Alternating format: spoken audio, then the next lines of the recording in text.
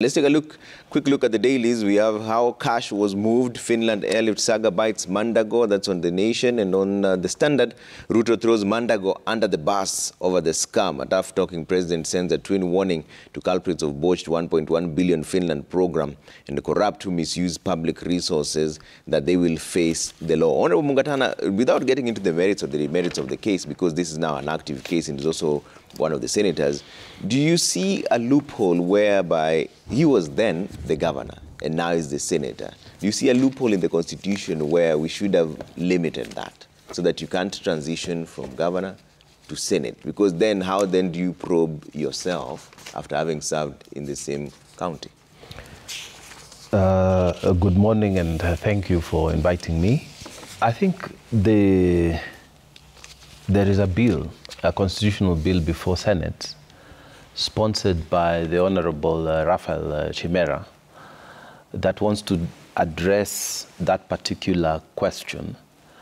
So that issue is going to be live for discussion before the Senate, whether you can immediately after having served as a governor run for Senate and sit in the Senate and serve there.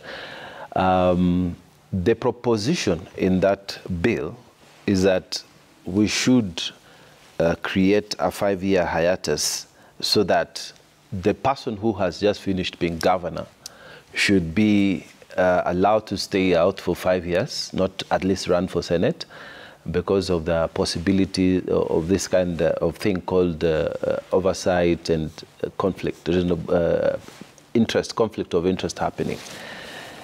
I, however, hold a different opinion because I believe in Wanjiku. Wanjiku is a supreme person. He is a sovereign in this country. That's the person who decides who will be MCA, who will be MP, who will be president. So, if Wanjiku says that you have served as a governor and you continue to serve as a senator, as it was the case for the Honorable Senator for Mandera, Ali Roba, we should respect the voice of Wanjiku. If Wanjiku says, no, I don't even, you served as a governor, I don't want you to serve as a senator. You did a very good job as a governor, but no as a senator, as was the case for the Honorable Kivutha Kibwana in Makueni. Respect to Wanjiku. If Wanjiku says, I don't even want you to even talk about that, don't even think about that issue, like was the case for the Honorable Charity Ngilu, then let us respect the will of Wanjiku. According to me, Article 38 of the Constitution that discusses the questions of political rights must be respected. You cannot create hurdles. The hurdles like degrees, like don't run for this and the other, that we had not agreed on, because earlier on we had agreed as a country for the president 2 terms consecutive, for the governor 2 terms, not consecutive. So if you ran for governor today, you lost and then ran again and won, you can't run for a 3rd term. Yeah? But for president, it has to be consecutive, which means you can run now, lose, then you run, win, and win again. You can run a 3rd time, but not the case for governors. So when we were negotiating this constitution, there's a way we agreed how we were going to live.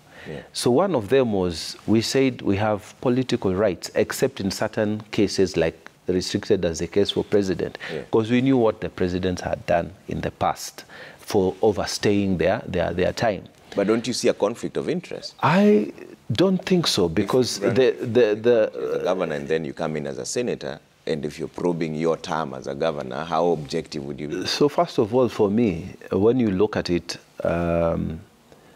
every time you have a matter that has conflict of interest, the standing orders requires of you to recuse yourself from that sitting. So there's already mechanism that exists that takes care of that. Making a constitutional amendment on a matter such as this, that restricts the choice of the sovereign as to who should serve them, I think is going into attacking Article 38 of the Constitution.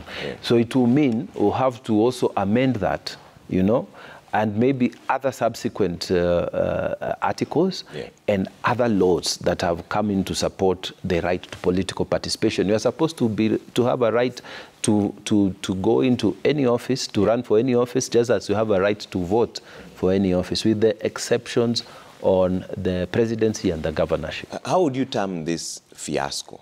The president has termed it an embarrassment to the country. I think the president comes from Uasin Gishu County. So when he's talking about, I watched the clip and I got the feeling that it is personally embarrassing the county that produced the president. But we can't say that because of that, then a constitutional amendment must happen. I think we need to stop making decisions on the basis of emotion. Let us discuss everything, put on the table, and that's why I'm happy the debate will be on the table. Let us hear all sides. Yeah. But I have taken the position that let us respect the will of the people. Okay. Let us make the place as open as possible. Let Wanjiku be able to choose who he wants. Okay. So I am against people who say, let's have degrees. I'm against people who say, let's not allow MPs to be this, or senators to be governors, or governors to be senators. Yeah. I'm against restrictions. I think Kenya should work towards expanding the democratic rights and democratic space rather than reducing the democracy. That's how I see it. All right.